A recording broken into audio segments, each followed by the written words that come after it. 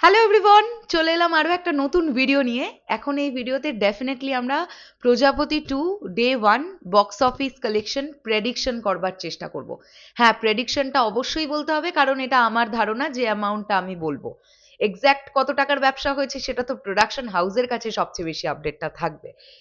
আমরা দেখেছি গতকাল কলকাতার বুকে দাঁড়ানো বড় বড় সিঙ্গেল স্ক্রিনগুলো থেকে শুরু করে পিভিআর, আইনক্স, সিনেপলিস সব জায়গায় প্রজাপতি 2 জাস্ট দামামা বাজিয়ে দিয়েছে। এটা হওয়ারই ছিল, কারণ 25 ডিসেম্বর দেবদার বার্থডে, তার মধ্যে বড়দিন। তো দুটো একসঙ্গে মিলেমিশে গিয়ে 25শে ডিসেম্বরটা দারুণ একটা পারফরমেন্স দেয় দেবদার সিনেমা। এটা আমরা আগেও দেখে এসেছি। তো গতকালও সেটার অন্যথা হয়নি আর কি।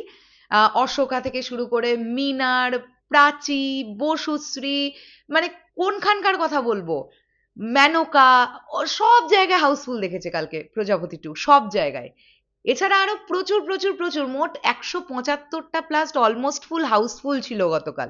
গতকাল রাত্রিবেলা টিমের তরফ থেকে পোস্ট করা হয়েছে। তো ফিল করতে পারছো তোমরা যে গতকালের বিজনেসটা কি হতে পারে?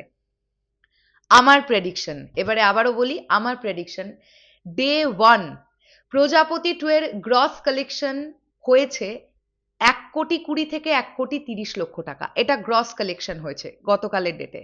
আর নেট কালেকশন যদি বলি, আমার ধারণা 90 লাখ থেকে 1 কোটি টাকার মধ্যে আছে হচ্ছে নেট কালেকশন।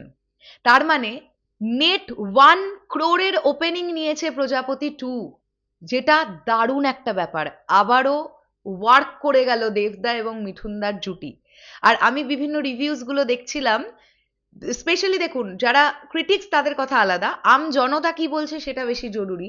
যে কটা পাবলিক রিয়াকশন ভিডিও দেখলাম, সবাই কিন্তু বলছে যে প্রজাপতির থেকে প্রজাপতি 2 আরো বেটার হয়েছে।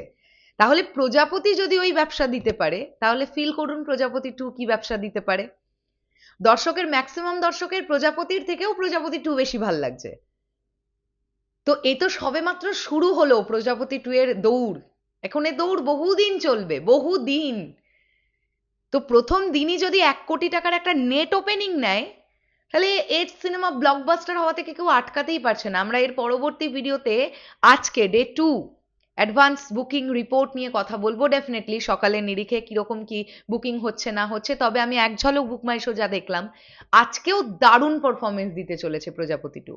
বাই দ্য ওয়ে, একটা বিষয় বলি, স্পেশালি সিঙ্গেল স্ক্রিনগুলোয় দেখবেন অনেক সিঙ্গেল স্ক্রিন এগুলো বুক মাই শোতে অ্যাভেলেবেল আছে, যেখানে আপনি টিকিট কাটলেও বুঝতে পারছেন না কটা টিকিট বিক্রি হয়েছে। মানে আমরা যেমন গতকাল রানাঘাট সুরেন্দ্রতে সিনেমা দেখতে গেলাম না, ম্যাক্সিমাম লোকজন স্পট বুকিং করে।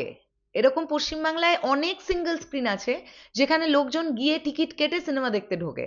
এই প্রচলনটা কিন্তু এখনো মফস্বলের দিকে খুব ভালোভাবে আছে। গ্রাম বাংলা, মফস্বল, শহরতলির অডিয়েন্স যেমন কি করে, বুক মাই শো থেকে টকাটক কেটে নিই, চলে যাব, ঢুকে পড়বো। তো মফস্বলের দিকে এখন এটা আছে যে আমি গিয়ে টিকিট কাউন্টার থেকে টিকিটটা কাটবো। তো দেখলাম অনেক মানুষ গতকাল প্রজাপতি 2 দেখতে ঢুকেছেন। সকালের শোটাতেও ঢুকেছেন, আবার বিকেল 4টে, সোয়া 4টে থেকে একটা শো চললো, সেটাতে তো আরো বেটার রেসপন্স ছিল। তো যাই হোক, এটা একটা ব্যাপক ব্যাপার। আমার প্রেডিকশন 1 ক্রোর নেট একটা ওপেনিং নিয়েছে প্রজাপতি 2। এবার আপনাদের কি মনে হয় সেটা অবশ্যই কমেন্ট করে জানান। আমি সবসময়ের জন্য এই প্রেডিকশনটা একটু কমিয়ে অ্যামাউন্টটা রাখার চেষ্টা করি বা বলার চেষ্টা করি, যাতে করে এর থেকে বেশি হলে আমরা খুশি হব, এর থেকে কম হলে আমরা যেন নিরাশ না হই। তাই আমার ধারণা 1 কোটি টাকার ওপেনিং নিয়েছে নেট। আমি আবার মেনশন করছি, নেট। আপনাদের কি ধারণা সেটা কমেন্ট করে জানাতে পারেন। টাটা।